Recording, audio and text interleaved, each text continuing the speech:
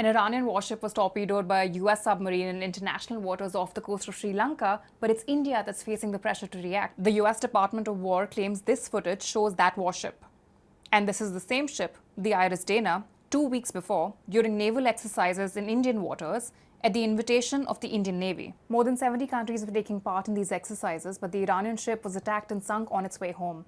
Iranian authorities say it was barely carrying any ammunition because it was in the area for friendly naval exercises. But India says that's not its business. It says the warship had already left Indian waters and it was no longer India's responsibility to protect it. But critics disagree. They say that even if there's no legal responsibility, the ship would have never been where it was if not for India's invitation, so India bears at least a moral responsibility to speak up. The leader of opposition here has said India's silence means it is surrendering its strategic autonomy.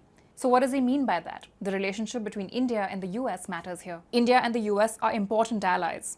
They have a strategic partnership to guarantee maritime security in the Indo-Pacific. They also have a military logistics agreement which allows both countries to use each other's bases for refueling, repairs, and resupply in times of crisis. Critics conclude the US should have informed India about its plans, and we don't know whether it did.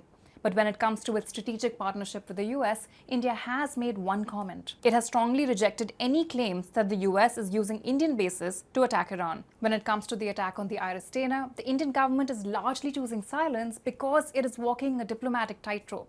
On the one hand, the government wants to maintain a semblance of a relationship with Iran, but on the other, it wants to avoid criticizing the actions of its American and Israeli allies.